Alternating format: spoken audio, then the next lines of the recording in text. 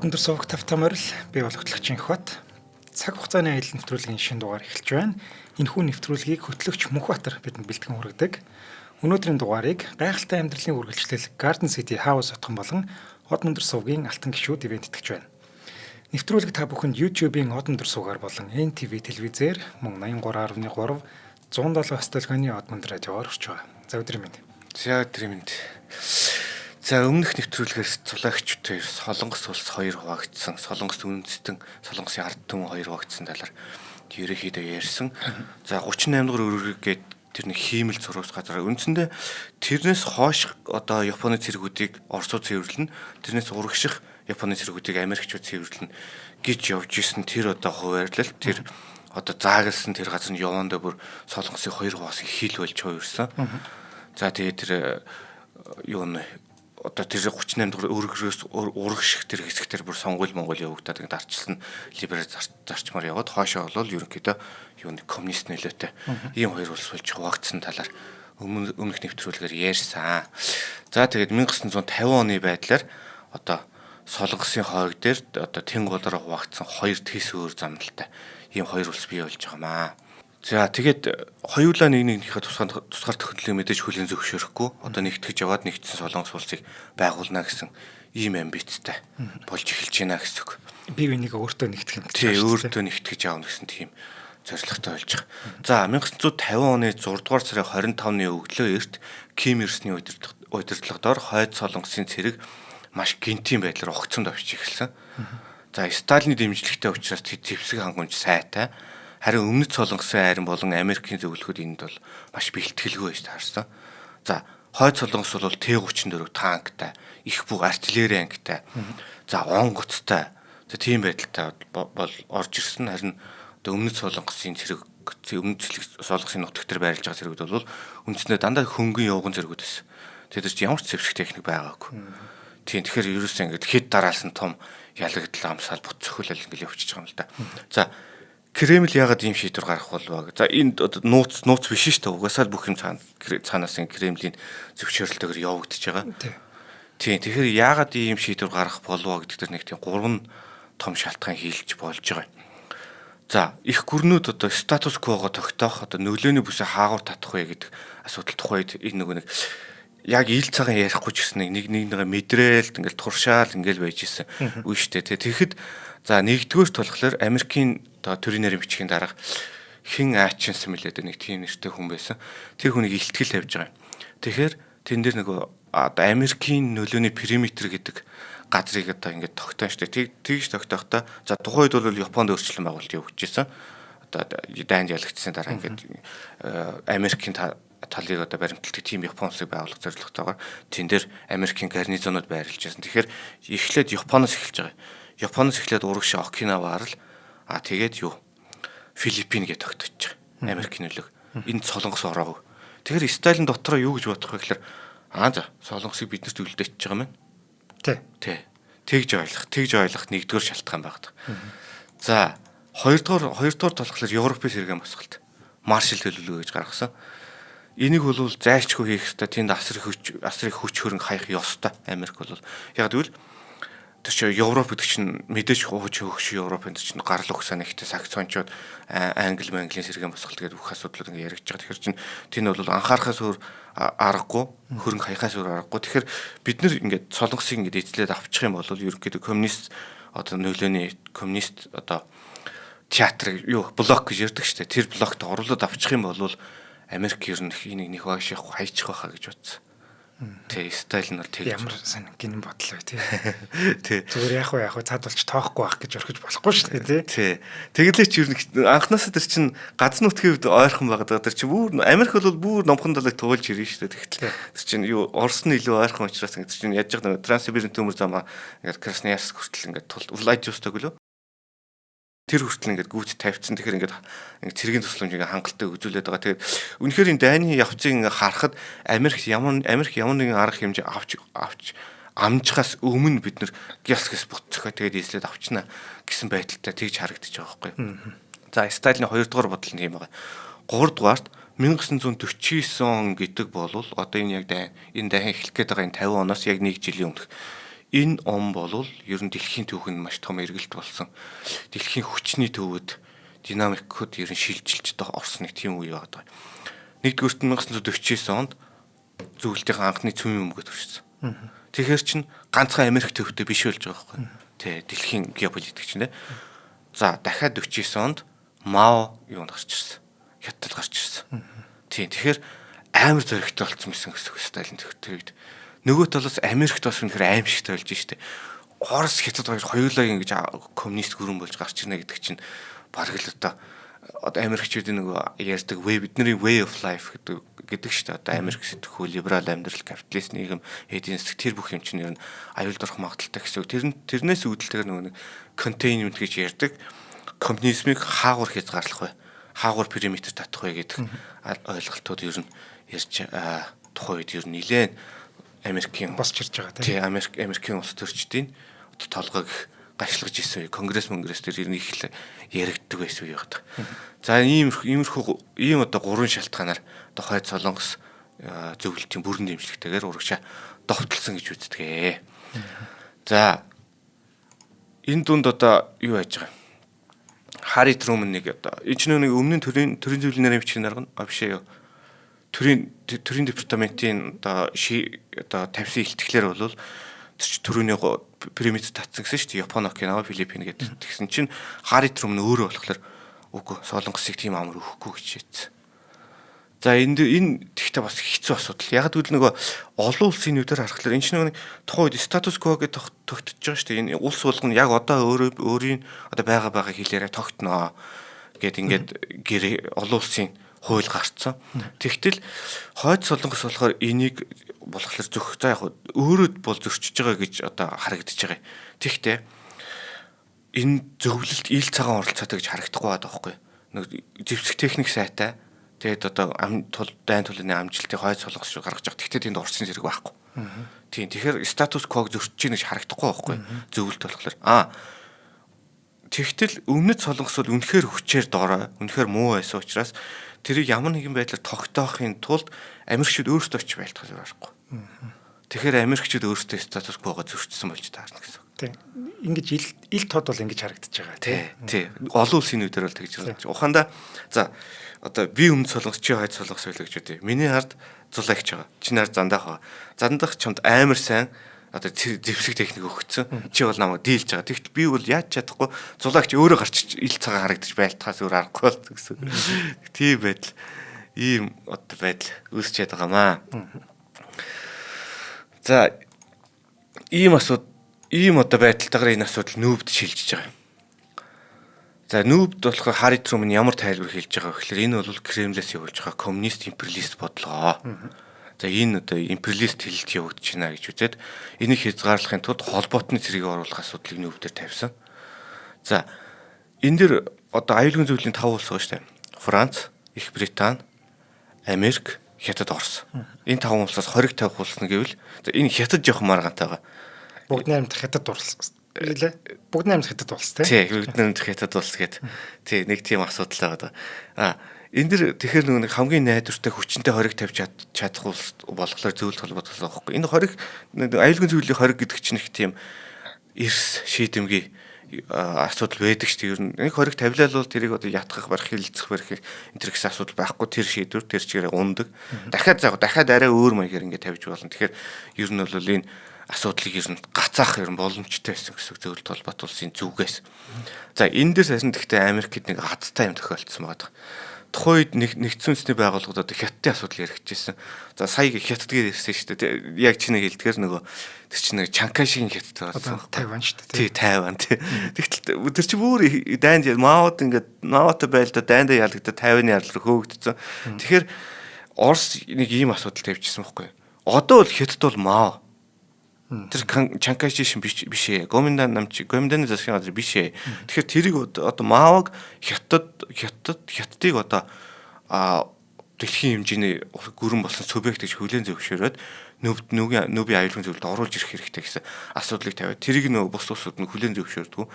Тийм байсан үед нь одоо бойкотлоод одоо үндсэндээ хурд хаяа явуулсан гэсэн үг. Оросод. Тэгэхээр тэр хооронд нь авчираад Америкийн асуудлыг авчираад хилцүүлээд тэгээд нэг тийм Аз төхөж байгаа байхгүй нөгөө бойкотлох эрхээ эдэлж амжаагүй гэсэн үг. Тийм байна. Зөвлөлтийн талынхан. Энэ юусэн маш хурдан болж өнгөрсөн. Энд чинь одоо нүүб дөнгөж одоо байгуулагдсан. Ер нь бол аль нэг гишүүн орныхын санал шийдвэр бол маш чухал тийм үе шүү дээ. Хэрвээ эхэн дээрээ л нөгөө нэг дөрвөн зарчмаас ухраад эхлэх юм бол нүүб чи өнөөгийн төвшөнд хүрэхгүй.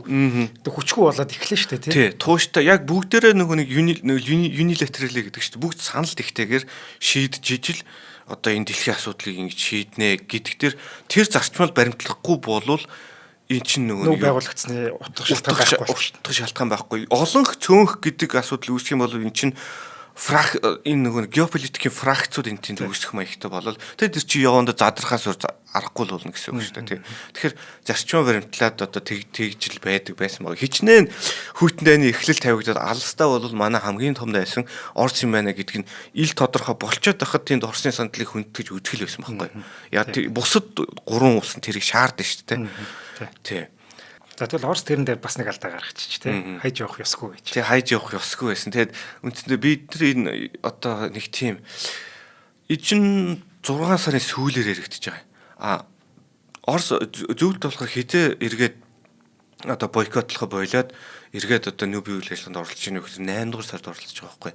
Тэгэхээр бас энэс дотооддоо бас янз бүрийн маргаан байсан эсвэл нүүбээс бүрмөөс гарах асуудал зөвлөлт тухай үед яригдчихсэн үг гэдэг асуудал ер нь бас байгаад байна. Түүнээс тэр чин төлөөллөөрөө дамжуулаад гяс бойкот тавих ч юм уу нэг тийм асуудал бас байж болох байсан шүү дээ. Энд чинь нөгөө нэг тийм байсан. Тэгтэл тэр үед бол тийм хийгүүл байгаа юм л да зөвлөлтийн зүгээс бол.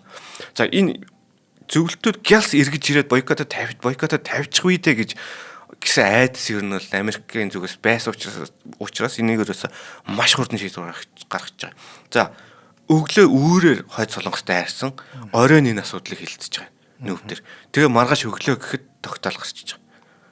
Тэгээ одоо нүүбийн одоо цэрэг одоо өмнөд солонгос талаас нь зөвлөлтийн одоо юуны зөвлөлтийн империалист хэлтийг хязгаарлаж хориг тавьж одоо инхийг сахиулах төрөл маягийн үйл ажиллагаа явуулнаа гэсэн одоо риторик явагдаж шүү дээ олон улсын түвшиндээ бол тий.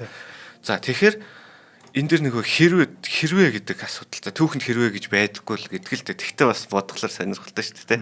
Зөвлөл тухайн үед бойкотоо тавьсан бол яах байсан бэ гэдэг асуудал яригдчихаа. За хамгийн нэгдүгээрт ойлгомжтой. Энэ нүүбийн цэрэг өмнө солонгост орж ирэхгүй. Нэгэнтээ одоо хүлээн зөвшөөрөөд бид нар хожимчлаа.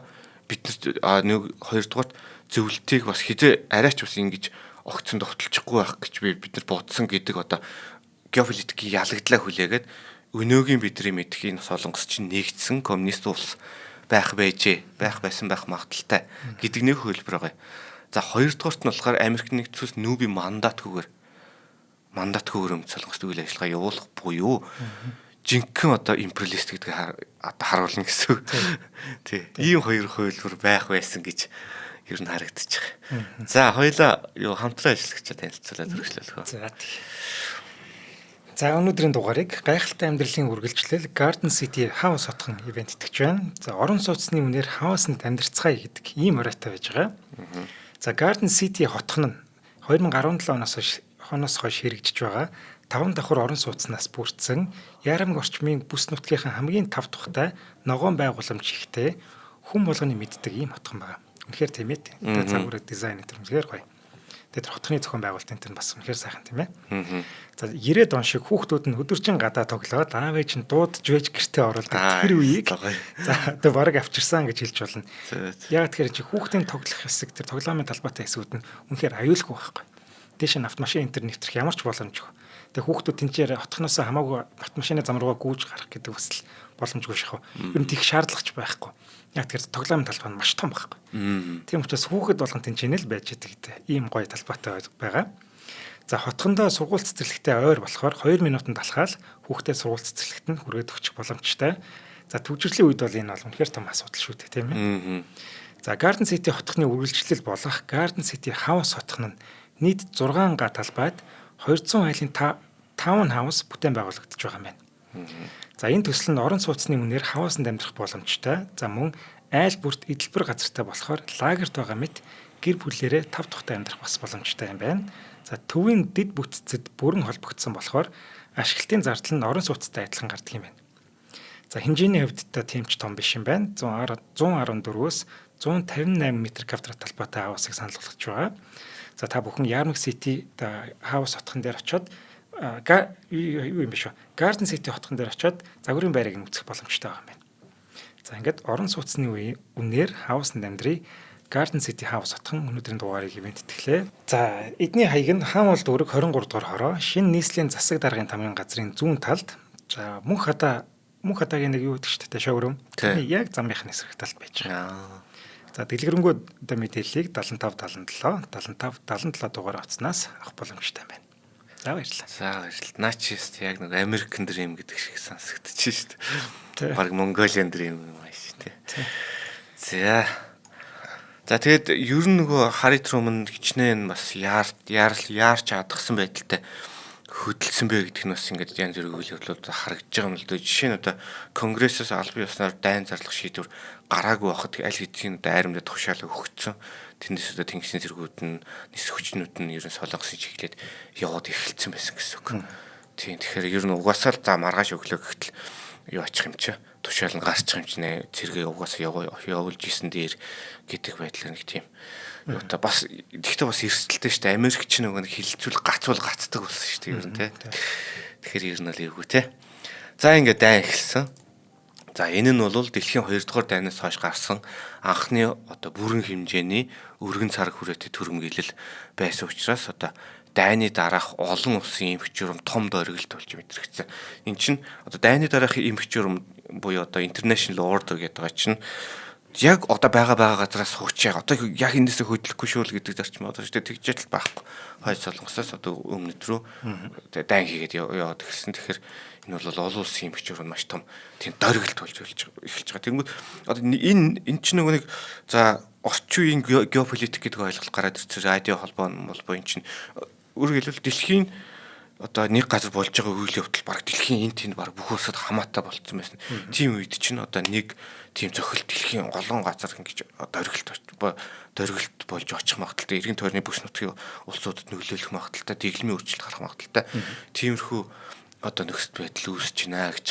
За Токиод сууж байсан Америк нэгдсэн улсын алс дорныг хариуцсан генерал Макартурыг нэгдсэн үндэсний байгууллагын команд ерөнхий захирагчаар томилсон. За нийт 16 улсын цэрэг солонгосын хагийг зорьсон гэж.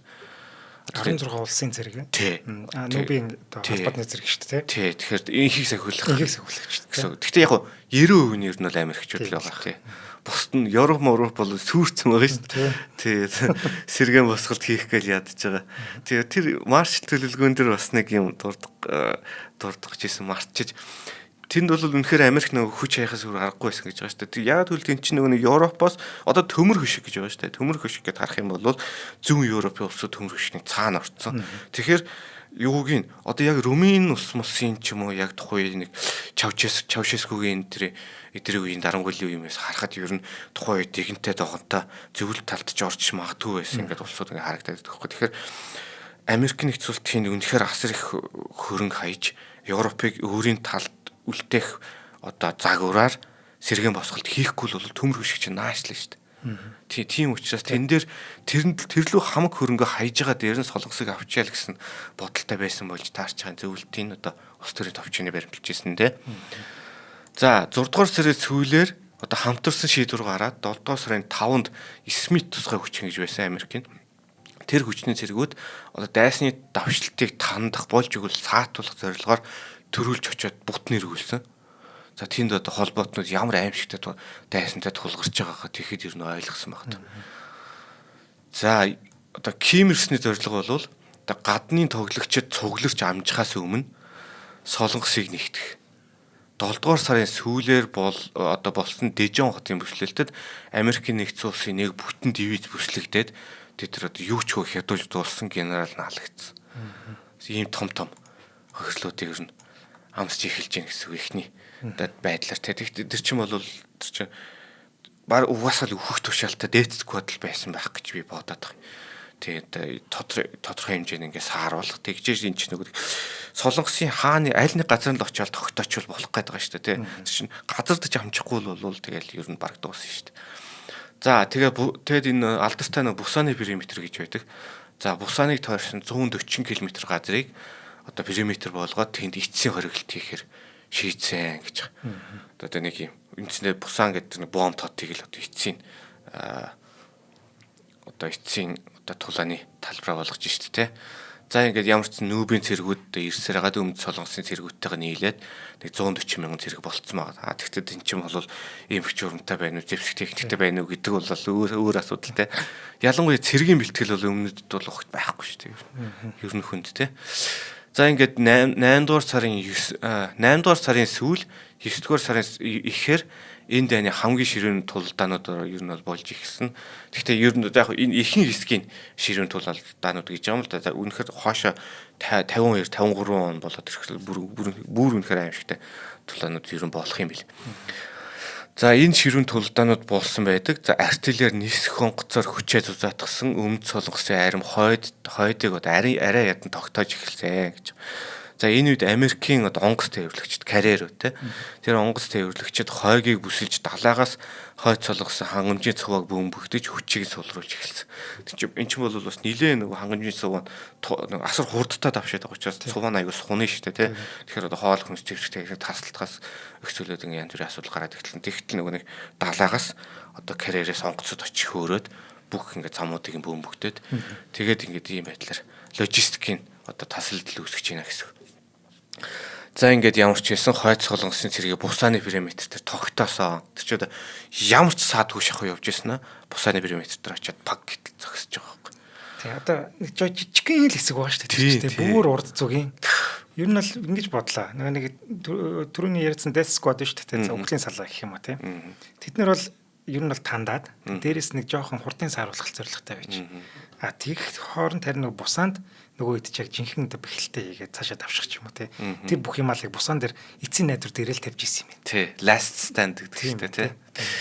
За тийм байдалтай дайн үргэлжилж исэн. За Сталин Ким ирсэн хоёр болохоор тэр хоёрын мөрөөдөл биелэхэд ёстой сөөм газар л утсан гэж хэлж болохоор байгаа байхгүй. Тий. Яг амар эгцэгтэй байгаа байхгүй тий. Яг тэр Бусаныг хангалттай хүч хуралдахаас өмнө Бусаныг эзлээд авцсан болвол тэр хоёрын мөрөөдөл биеллээ. Сталин Ким ирсэн хоёрын мөрөөдөл биеллээ. Тэн дээр нүүбийн цэрэг ямар нэгэн байдлаар хойд солонгосын төрөлтийг зогсоочих юм бол найдварын оч болох гэдэг чинь Америкт бол нүүбийн талаас те холбоотны талаас гэдэг юм. За ийм байдал үүссэн. За тэгээд хойд солонгосын хангамжийн цуваа хэтэрхий урт суунсан тасалдсан учраас ухарч бэхлэлт босох хэрэгтэй болсон. За бид нар нэгэнт нэгдсэн моментум гэдэг чинь зангаргаараа довтлцоор байгаа зорилготой хүрч чадсангүй. Тийм учраас хамгаалж байлдах. Энэ тэнд эзэлсэн газар нутгуудаа бэхлэх асуудлууд ирж эхлэв шүү дээ. За тех хэрэгтэй байна гэдэг шийдвэрийг гаргаж эхэлсэн. Харин ганцхан бомб хот дээр дайсны тогтоож чадсан МакАртур асар амбициозтай төлөвлөгөөнүүд гаргаж эхэлсэн. За ингээд 9 дугаар сарын 15-нд нүүбийн цэрэг солонгосын баруун эргийн Инчонд газарсан гэдэг. Энэ маш зоримог үйлдэл байсан. Баруун гэдэг чинь нөгөө талаас нь хятад байж байгаа шүү дээ. Тий, нөгөө талаас нь хятад байж байгаа. Дээрэс нь Инчоны тэр хэсэг тэр нэг эрг орчмын газар ч маш эрсдэлтэй маягийн газар байхгүй нэг байдсан байна л та нэг зүүн талаа бодоход. За тэр хавьд усан зов нь маш нэрийн суугтай байдаг. Нилээн нэрийн суугаар ингээд орж байгаа. Тэр чинь тал талаас нь ингээд эсрэг хүсэл үзүүлэх боломжтой. Тэ хуурай газараас тийм эсрэг үзүүлэх боломжтой байна нэгдүгээр. За хоёрдугаар битүүл лаг шавартай. За их цавчим эрэхтэй. Тийм газар байсан учраас тэн дээр газардна гэж ерөөс хойд солонгосынх нь үндсэндээ энэ бол эн чинь бол бидний байгалийн хамгаалалтаа гэж тооцож байсан гэсэн үг. Хойд солонгосын зүгээс. За тэнгууд яг тэрийг өөрсдөө нисрэг ашиглаж байгаа юм шүү дээ тийм. Энэ чанаар орж ирнэ гэж лав байхгүй гэж бодож. Энэ лав л энэ чанаар орж ирэхгүй гингүүтээ зүүн тал руугаа бэхэлтэй хийгээдсэн гэсэн үг. За энэ үнэхээр Ким ирсэн тэгнэ гэж бодоогүй. За тийм учраас тэр хавьдаа сул бэхлэлтэй байж байгаад Инчоны бомбыг шууд алдаад за тэгсэн чинь Сөүл болохоор Инчоноос 30 км зайтай. Тэ шууд Сөүлийг алдчих байгаа үргэлжлүүлээд. За Инчоны газардалд бол дайны салхийг эргүүлсэн чухал үйл явдал гэж ер нь тооцогддог. Гэхдээ энэ дайны салхи бол ер нь бас хэд удаа иргэнэ. Яванда. Тийм учраас цустай ангиж байгаа шүү дээ. Энэ чинь бол нөгөө нэг юу гэдэг штэ. Нөгөө баруун өрнөд фронтод онцсоны юмгүй гэдэг нэг зохиол байдаг, киноч байдаг штэ. Тэр аюу тийм сонин нэршил нь аюу сонин штэ. Онц сони болохгүй нэ гэдэг нь альч таланд авчихгүй нэ гэсэн үг. Альч таланд авчихгүй нэ гэдэг чинь жинхэнэ аимшиг цус тулаан болж байна гэсэн үг байхгүй. Альч таланд ийлэхгүй нэ гэдэг чинь. Тэгэхээр эн чинь ингээд хоёр тал дээр ингээд одоо ингээд бид нар эхлэлийн солонгосын дайны эхлэлийн хараа төгсгөлийн харчих юм бол ямар ч өөрчлөлт гараагүй юм шиг харагддаг шүү дээ. 38 дугаар өргөрөөрөө анхны тэр зурвсан татагдсан одоо яг тэр өргөрөө хилэн байж байгаа. Тэгэхээр бас тэгж харагдах гэдэг бас магадл байж магадгүй те. За хойноосоо тасарсан хойд солонгосын зэрэг ингээд ерөөсө хэдхэн хоногийн дотор ялагдл хүлээсэн. Харин одоо бусаанд байсан өмнөдийн зэргүүд давшилтанд орсон. Хэдхэн хоногийн өмнө эцсийн хүчээ шавхан тисэж байсан бусааны гарнизон хэдэн тийшээ зэрэг төрж эхэлсэн. За энэ ч газардсанаас хойш хагас сарын дотор өмнөд солонгосыг бүрэн чөлөөсөн гэж. Ерөөсө 14 хоногийн дотор. Тийм байна. Тий. Бас яг жижиг газар л да тий өмнөд солонгосын ерөн газар нутагч одоо нэг амар Монголын говь цөл ч юм уу тал нутаг ч юм уу тиймэрхүү шиг байхгүй шүү дээ тий. За 10 дугаар сарын 7-нд Нүбийн одоо ерөнхий ассамбле нэгдсэн ардчилсан солонгос улсыг байгуулах шийдвэрийг гаргаснаар цэргүүдээ 38 дугаар өргөөс цааш нэвтрэхийг зөвшөөрсөн гэсэн. Одоо өмнөд солонгосоо чөлөөлсөн. Тэнгүүтээ цаашаа амбицлж штэ. Одоо тэгвэл хойд солонгосыг аваад нэгдсэн одоо ардчлал солонгос улсыг байгуулчихъя. Тэ? Одоо Америкийн нөлөөний тэр улсыг байгуулчихъя гэж штэ тэ. Тэгэхдээ энэ бол бас аюултай. Яг тэгвэл хойд чинь бол тэнд угаасаа маш их байнгын бэхлэлттэй, байнгын зэрэгтэй. Тэрнээс гадна нэг Америкийн зэрэг буюу Нүбийн зэрэг чинь 38 дугаараас хойш 38 дугаар өргөрөөс хойш тэр газарт юу байхгүй. Мэдлэг одоо интэл байхгүй гэсэн тагнуулын мэдээ ер нь ховор. Тэгэхээр дээрэс нь маш их ширэнгтэй штэ. Ер нь бол витамин ширэнгэд байлж байгаатай л баг адилхан гэсэн үг. Тийм. Тэгэхээр ер нь бол одоо ер нь жинхэнэ аюул бас ер нь эхлэх гээд байна гэсэн үг. За энэ дээр одоо нэг том төвлөгч орж ирсэн. Тэр бол Хятад. Ер нь дайн эхлэхээс өмнө одоо ах トゥ коммунист улсад одоо ямар нэгэн байдлаар дайсан төрөнгөйлөл хамгаална бидтэй гэсэн амлалтыг стайл Маогоос ер нь авцсан байсан. За нэгдүгээр үзэл суртал байна. Хоёрдугаарт одоо тэр одоо солонгос хойд солонгос юу хоёрыг Хятад хоёрыг тусгаарлаж байгаа тэр ялуу гол дээр дайсан тулаад ирэх юм бол энэ чинь Хятадын тусгаар тогтнолын ашиг сонирхлын асуудал болж хөөрнө гэсэн. Тийм нэгдүгээр тийм яа одоо.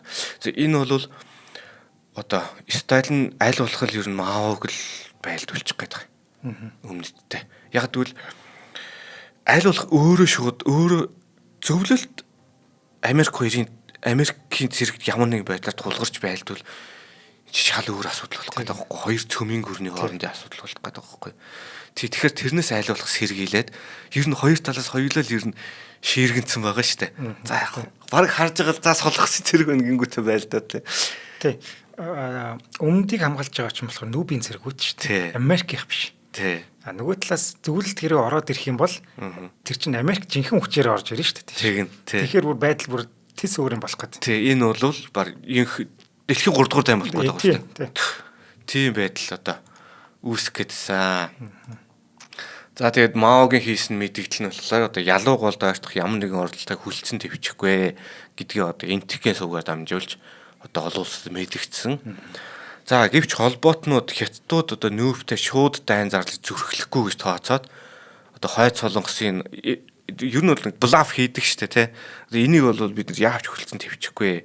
Одоо Ираны одоогийн нөхцөл байдал дээр ч гэсэн Ираны удирдлагууд ингээд өөрсдөө бараг чамданаа зугтахад бэлэн болцсон байгаа хэрнээл бид нар Америкийг хэрхүүч хүлцэн твчихгүй бид нар шийдвэртэй арга хэмжээ аавна гэсэн юм яриад байдаг штэ тий. Тэгэхээр одоо бараг ичсэн нүрэндээ гэх юм уу тий. Тэгэхээр тэрэн шиг юм хийж ийн л гэж ер нь бодсон байхгүй юу Хятадыг бол. За ингэж одоо дайн хийж зүрхлэхгүй гэж тооцоод одоо хойд солонгосын нутгийн гүн рүү давчиж нийслэл одоо бидний нэг буруу нэрлээд Пхеньян гэж хэлээд байдаг би одоо Пхеньян хот байгаа шүү дээ. Тэр хотыг одоо шууд эзлээд авцсан. Хойд 10 дугаар сарын одоо сүүлээр Нүбийн одоо англи ихтгэлүүд ялуу гол буюу Хятадын хил дээр тулж ирсэн гэж байгаа. За хойд солонгосын коммунист дэглэм одоо маш амархан унахаар харагдчихсан учраас Макартур цэргүүдтэй за хэдүүлээ зул сар гэхэд бараг л гэртэй байж байгаа шүү гэж хэлж исэн гэж. За дараагийн хамтран ажиллагчаа. Хэлээ танилцуулчаад үргэлжлүүлээ. За өнөөдрийн дугаарыг манай Од мөндөр суугийн алтан гишүүд ирээд итгэж байгаа. За алтан гишүүд гэж ямар учиртай хүмүүс вэ гэвэл бидний үйл ажиллагааг 100,000 төгрөгөөр дэмжсэн хүмүүсийгээ бид нар алтан гишүүн болгож зарладаг. За яагаад 100,000 төгрөгөөр дэмжиж байна вэ гэвэл ер нь яг Монгол улстай шинжлэх ухааны танин мэдхүйг түгээхэд одоо бидний аргаар түгээхэд одоо хөрөнгө санхүүгийн асуудал их хүндрэлтэй байсан тийм ээ. Ер нь яг байгууллагатай 4 сарын дараа ихэд одоо бид хэд ер нь бол яг баг дампуурч ирсэн. Энэ дампуурсан байсан гэж хэлж болно. Тэр үед харин манай алтан гишүүд гарч ирсэн. Алтан гишүүд ер нь угаасаа байсан. Яадаг байсан гэхээр танаад ингээд хандив өгмөр байна, тусламж өгмөр байна, яах вэ гэдэг ингээд зөндөө олон юм саналууд ирдэг байсан байхгүй. Тэгээ тэрийг харин бид нэр зохион байгуулалтанд л оруулсан. Яг тийм байна. Тийм. Биднийг та бүхэн дэмжмээр байвал та ингээд бидний ингээд 100,000 төгрөг дэмжиж болно. За 100,000 төгрөг хаанаас гарч ирсэн тоо вэ гэвэл бид ингээд нэг үйлрэлд 1050 нэвтрүүлэг хийдэг. Нэг нэвтрүүлгийг бид нэр 100 төгрөгөөр үнэлээд тэгээ 1050 чинь ойролцоогоор 100,000 төгрөг болчихж байгаа. Ингээд нэг нэвтрүүлгийг маань л 100,000 төгрөгөөр дэмжээрэй гэж хүссэн чинь алтан гишүүд маань үнэхээр талархалтай хүлээж аваад тэгээ биднийг дэмжиж эхэлсэн юм. За энэ хүмүүсийн ачаал бид нар үдий зэрэгтэй явж байгаа гэж дахин хэлэхэд болно. Тэгэд энэ хүмүүс маань зөвхөн биднийг дэмжиж байгаа юм биш бас. Ер нь нэг Монгол улстай энэ шинжлэх ухааны танин мэдхүйг одоо түгээхэд өөрсдөө гар бие оролцож байгаа гэдэг энэ ойлголт нь бүр маш гоё ойлголт байна. За тэгэхээр одоо манай алтан гишүүн болж амжааг байгаа биднийг сонсдог тэдгээр гишүүд маань байвал таач гисүүд алтан гишүүн болох бүрэн боломжтой байж байгаа. За хэрхэн биднийг дэмжих вэ гэвэл Худалдан хөгжлийн банкны 94,000 4000 гэдэг IBAN дугаартай 4191 тэг 4 518 гэдэг данс руу 100,000 төгрөгөөр шилжүүлснээр та шууд алтан гишүүн болох боломжтой. За энэ гүйлгийнхээ утган дээр өөрийнхөө Facebook-ийн нэрийг болоод утасны дугаараа заавал бичих хэрэгтэй юм шүү. За гаднаас дэмжиж байгаа хүмүүс маань Facebook-ийн нэрийг заавал бичих хэрэгтэй байгаа тийм ээ. За тэгээд тэдгээр мэдээллүүдийн чинь дагуу манай менежерүүд холбогдоод таныг алтан гишүүн гэдэг одоо Facebook-ийн тийм нууц бүлгэн байж байгаа тэрэн лүгээ бүртгэж аваад тэгээд алтан гишүүн болох юм аа. За баярлалаа. За баярлалаа. Би ч алтан гишүүн байж байгаад хөтлөгч болоод ороод ирсэн шүү дээ. Тэгсэн шүү нэр. За энэ үед бол одоо Бээжинд одоо төрөний ярьсан тэр одоо ялуу гол дээр ямар нэгэн байдлаар холбоотон зэрэг орж ирэх юм бол бид нэр хүч хэрэглэнэ. Танд оролцсон шүү гэдэг нь одоо хоосон сүрдүүлэг биш байсан шүү гэдгийг харуулах тийм шийдвэрийг одоо Бээжинд гаргаж байгаа юм. За МАО хойд Солонгосын дэглэмийг дэмжиж цэрэг оруулахаар шийдсэн. За одоо ингээд энэ бүх үйл явдлыг жирийн Солонгос иргэний зүгээс харахаар ингээд аюу хэцүү байгаа ч тий. За аль нэг та одоо баг сүүлрүүгөө хэнэн байхын дүүрч аль нэгэн талд нь хурдан ялаасаа л гэж хэлэхээр баг болж таарч байгаа. За яг тухайн үед одоо коммунист нийгэм одоо коммунизм одоо сүрчээл цэвэр коммунизм гэж ярив те. Цэвэр коммунист замнал цэвэр социалист замд бол одоо сүрчээд байна. Гэхдээ тухайн үед бол юу басан нэгдсэн нь одоо Солонгос тэр чигээрээ одоо коммунист болоод явсан бол за одоо бүр ингэ сүрцсэн байгаа нь үнэн. Гэхдээ тухайн үедээ бас ингэж амар чимэр байх байсан болов те. А нөгөө талаас хятад тэнд оролцоогүй болвол Америк ялуу гол хүртэл чөлөөлөөд Солонгос тэр чигээрээ одоогийн өмнөд Солонгос чиг байх байсан болов гэдэг. Энэ бүс нутгийн геополитик бүс нутгийн энэ нэгнийхээ хэрэгт оролцдог интервенц хийдэг асуудал чинь бол эцсийн нүндээ тухайн ард иргэд тухайн газар нутгийн одоо уугуул иргэдийг одоо хамгийн ихээр цовооч шаналгадаг хамгийн их тарчлаад өхөл ахцал үзүүлдэг тийм асуудал байгаа. Африкийн асуудал бүгдээрээ тийм шүү дээ. Ер нь Угандад нэгэн болонгууд хажуу Руандагаас нэгэн орж ирэл интернет орж ирэл баахан зэргийн диктатор баахан варлордууд ингээд ороод ирдэг. Тэгэл тэр дунд чинь жирийн иргэд хүүхдүүд л одоо өхгүй ч гэсэн асар хүн нөхцөл тамийн юм шиг нөхцөлд амьдардаг тийм байгаад байгаа шүү дээ. За Сталин ер нь одоо энэ төрөний ярьсан нэг шууд тулгархгүйг ер нь хичээгээд байсан гэдэг. За та энэ дэр бол одоо юуг Маог ингээд ятгажсэн одоо ятгалыг хатгаад байгаа шүү дээ. Тий хатгаад байгаа тий. Та нар одоо л хойд хилээ империалист Америкээс хамгаалах хэрэгтэй. Бид нар бол зэвсэг техникээр одоо бүрэн тусланаа гэж. Энд Маогийн бас нэг амбиц байгаа байхгүй. Бид нар одоо үнэхээр та нарын тэр Чанкашийн засгийн газар чинь үндсэн зөвл байх ёсгүй юм. Бид нар байх ёстой мó гэдгийг батлах гэдэг. Өөрөөр хэлбэл дэлхийн хүчний тэнцвэрийн нэгэн төв манайх муу юм а гэдгийг харуулах гэсэн бас нэг амбиц Маод байгаад байгаа байхгүй тий. Энэ бас ингээд он цагуудыг бодхолоор ингээд хэдэн жилийн ч завсар байхгүй. Ерөөс ингээд хэдхэн сарын зайтай л болоод байгаа үйл явдал. Мао дайнд яллаа.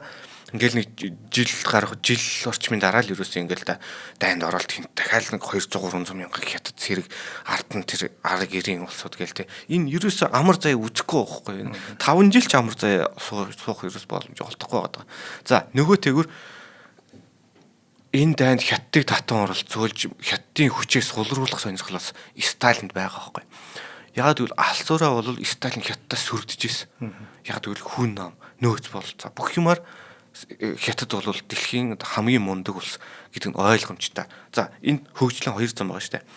Тогтвортой хөгжлийн либерал капиталист арга зам тийм үнэхээр бодиттойгоор ард иргэдийн амьдралд сайжраад одоо эдийн засгийн хуулиараа эдийн засгийн одоо натурал хуулиараа гэх юм уу тийм тэгж хөгждөг нэг арга зам байна. Нүүхэн шууд харгас хөгжлийн зам байгаа шүү дээ. Одоо Сталины өөрийнх нь тийм төмөр нударгаар хөгжүүлдэг. Тийм зүгээр тариашны улс байсан улсыг одоо 5 жилийн хугацаанд цөмийн гүрэн болгосон гэж бас ярьдаг шүү дээ Сталин тий. Тэр замдаа юу боллоо та. Тий. Энэ юу бодохоор айгуу сайн шүү дээ. Зөвлөлтийн одоо блокийг бодохоор за ямар нэгэн одоо нөлөөний сфер гэж ярьдаг шүү дээ. Тэр нөлөөний бүсийг ингээ бодглоо тэр бүсэд хүчний төв болж байгаа улс нь хамгийн өндөр хөгжилтэй иргэдийнх нь амжиргаан хамгийн сайн одоо бусад улсууд нь тэрний далбаан дээр хөгждөг юм ийм байдлаар явдаг. Тэгтэл одоо би тэр нэг олон улсын геополитикч төвч Сара Пейн гэдэг нэг айгуу мундаг манайхан бас сонирхож ивэл тэр хүний лекцүүдийг бас сонирхоод үзээрэй. Сара Пейн гэдэг нэг төвч байгаа. Тэр хүний ярьж байгаа бол коммунист блок бол хөгжлийнхөө хувьд урууга харцсан тийм улс байсан юм а гэж. Яг тэгвэл нэг ийм одоо ийм байх хэрэгтэй байтал ингээд доош харцсан хамгийн Европын зөвлөлт нь өөрөө байдаг. Ялангуяа зүүн Европыг ингээд харах юм бол зүүн Европын тэр улсууд Болгар, Румын юу ч гэдэг те Серб мэрв тэр улсуудын амжиргааны төвшин бүгд Оросоос илүү байдаг. Тэгтэл эдгээр өөрсдөө Оросын нөлөөнд ор гэж явдаг. Тийм нэг сони үзэгдэл байсан. Тий. Бид нар нацистуудыг ялсан. Бид нар Спутник өөргсөн. Бид нар цөмийн бөхтэй. Тэгтээ бид нар ойлын цаасгүй гэж ярьдаг байсан. Зөвл тухайн зөвлөлтийн нэг тийм хошин марцсан ер нь яриануд байдаг. Тэгэхээр үнэхээр тийм натурал бус систем байсан. Тэр нь бол үнэн л дээ тий. Одоо төмөр хөшгөний цаадах Европ гэдээ ярих юм бол одоо ер нь нийт Европ гэдээ ярих юм бол одоо Орос ч одоо Европт л орж байгаа шүү дээ. Үеийн үед Орос ер нь хамгийн мяан л байсан. Амжиргааны төвшингээр ялангуяа. За зэвсэг техникийн хөгжил бол өөр асуудал тий. Нэгдүгээр Петр хаанаас эхлээл одоо Орос чинь Европын улс болох гэж хичээсэн, Европын бүх юмыг даган дөөрөөсөн. Тэгтэл Европын хувьд амжиргааны хаанч хүрээгүй, Сталины үед ч хүрээгүй, баг одоо ч гэсэн ер нь Европын хаанч хүрэхгүй шүү дээ. Улсууд энэ. За яг зүүн Европ дотор бол зарим улсуудад өгч очиж байгаа. За дээр доор оролцоод ингэ явж байдаг байх. Тэгтээ ер нь бол Оросын бодит үнэн гэвэл тэр л байхгүй. За тэгээд түрүү нөгөө бид нар одоо зэвсэг техникээр тусална гэсэн шүү дээ. Тэгэхээр үнэхээр за нөгөө МиГ-15 онгоцууд ороод ирсэн. Дотор Орос нисгэгчтэй. Тэгтээ гадна ингээд юу хятад өсөх мэсэг хятад өнгийн янз бүрийн юм уу од модон ч гэдэм юу ч гэдэг нэг тийм хятад шиг харагдахаар болгоцсон тийм онгоцууд энэ дайнд болонд орж эхэлж байгаамаа. 10 дугаар сарын сүүлээс эхлээд олон 10,000 зэрэг одоо 10,000 хятадын цэрэг ардын сайн дүүрийн арим гэсэн нэрийн дор тагнуулын онгоцоос бултаж шөн дөлөөр хойд солонгосын уулуурхын нутгуудаар бүгж эхэлсэн гэж. Одоо сайн дурын гэдэг нь бол зүгээр сурталын агуулгатай шүү дээ, тийм. Тэнд бол үндэ ямар ч сайн дурын зэрэг байгаагүй л баг. За ингэж одоо бүгд байраа эдэлсний дараа гинт Америкийн цэргийг отоонд оруулж баггүй хохирол учруулсан. За тэгчээд буцаад уул руугаа алга болцдог чинь нэг газар нутгийн судалгаагаа бүгд хийцсэн байгаа шүү дээ. Сэмхэн орж ирж байгаа хугацаанд тий. За тэгэд Америкийн одоо офицерд болохоор за энэ зүгээр нөгөө нэг зүгээр ёс төдий нэг одоо баг хэлсэн бид нар цэргээ оруулах шүү гэж хэлсэндээ бантаад оруулсан нэг цөөн тооны хятад цэрэг юм байлгүй дээ гэж андуурсан. За гítэл үнэндээ 11 дугаар сарын 25-нд хятадын 300,000 цэрэг өргөн фронтоор давчхад одоо нэгдсэн үндэсний байгууллагын цэрэг асар их хохирлоо амсахаас гадна өвлийн хүйтэн даарч хөлдсөн байдалтай асар хүнд байдалтай ухарсан. За ингээд дайны салхи дахиад эргэж байгаа. 12 дугаар сард болж байгаа үйл явдал. За ингээд сунжирсан аимшигтай айн одоо эхлээд цаашаа яаж үргэлжлэх тухай дараагийн дугаард 2 дугаар хэсэг болгож ярина. Харин тийх байгаа. Чи одоо 1-р хэсэг гэж ярихгүй байхаар би гайхагдсан байна. За машинтхан дээ гэж бодсоч арайч тийм байдаг юм аа. За одоо жинхэнэ аимшиг тулаанууд болж ирэн. За цөмийн дайнд игдэж багдгүй ч асуудлууд энэ дэр нь яригдчих эхлэх юм. Тэгэхээр манайхан stay tuned гэдэг шиг тий дараагийн нэвтрүүлгийг хүлээж авч үзээрэй. За баярлалаа. За 2 дугаар дугаарч та тэгээд бүрл аимшигтай юм бол. Бүрл аимшигтай юм бол. За өнөөдрийн дугаарыг маань гайхалтай амьдралын үргэлжлэл Garden City House утхан болон Одон өдөр сувгийн алтан гишүүд ивент итгэлээ. Нэвтрүүлэг та бүхэнд YouTube-ийн од өндөр сугаар болон NTV телевизээр мөн 83.3 107 столгийн од өндөр радиогоор хүрсэн. За дараагийн дугаараар уулзъя. За баярлалаа.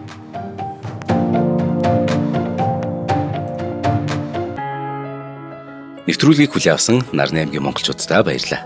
Од мөндөр сувг нь энэ мэдчлэн таны мэдхүйн мянган нэвтрүүлгийг 2026 оны 7 сарын 1 хүртэл та бүхэндээ хүргэх юм. Их хэлээрээ шинжлэх ухаан танин мэдхүйг түгээхийн үлсэд нэгтгэх хүсвэл та бидэнд хандив өгөх боломжтой. Жилдээ ганцхан удаа 100,000 төгрөгөөр биднийг дэмжснээр шинжлэх ухаан танин мэдхүйг түгээх энэ үйл хэрэг амжилттай үргэлжлэх юм.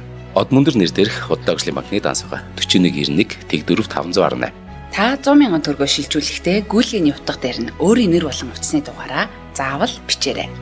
100,000 төгрөг хандалснаар од мөндөр сүгийн алтан гишүүн болох юм а. Шинжлэх ухаан танин мэдхгүй Монголд ялах болтугай.